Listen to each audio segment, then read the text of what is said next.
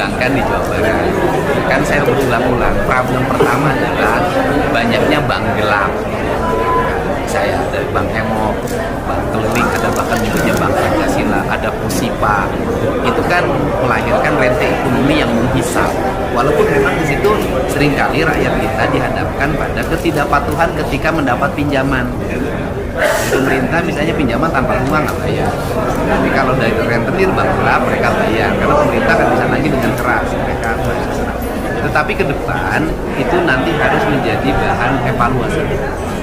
Ya minimalnya kita tidak bisa menghindari bank gelap, tetap ada. Ya kepada bank gelapnya pinjeminnya jangan 10%, 5 misalnya. Kan kita juga berantas sekaligus juga nggak bisa kan. Sampai hari ini ada pertanyaan, ketika dihilangkan oleh Pak Didi, rakyat pinjam kemana gitu loh.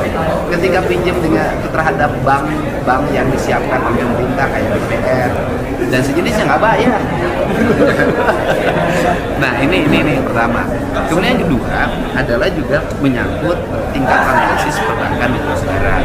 Kan kita tahu lah terjadi pada Bank Jabar, di mana satu sisi KSN mengalami kepatuhan dalam membayar karena potong gaji, tapi di satu sisi kreditnya mengalir ke perusahaan gitu, kemudian tidak dibayar bahkan tanpa agunan. Ini kan juga sesuatu ke depan pembelajaran penting gitu loh, bahwa jangan serta-merta juga bahwa itu kredit peruntukannya untuk perputaran ekonomi, mendorong sektor usaha itu berkembang dengan baik, tetapi juga tidak dilakukan dengan kehati-hatian, menimbulkan kerugian yang cukup besar.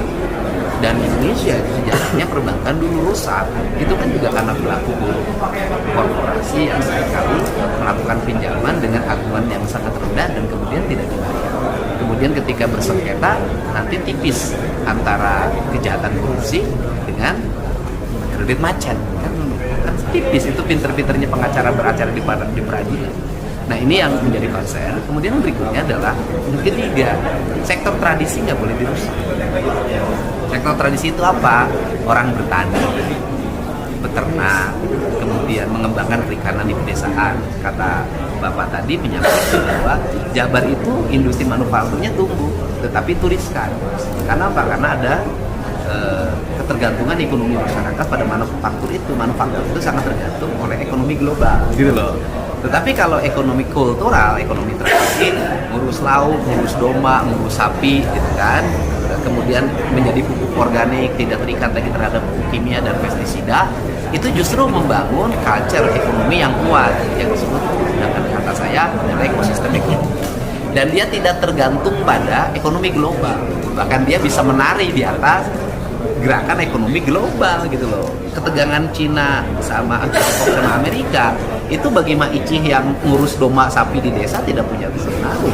Tapi bagi industri manufaktur, depan setiap hari harus lihat pergerakan mata uang. Nah, kenapa saya ngomong itu? Indonesia dulu pernah selamat di era jatuhnya Pak Harto. Itu karena kekuatan ekonomi kultur, ekonomi pedesaan yang berbasis produksi, tidak lagi tergantung pada impor. Kita survive. Yang waktu itu diramal kita akan jatuh negaranya, akan berantakan.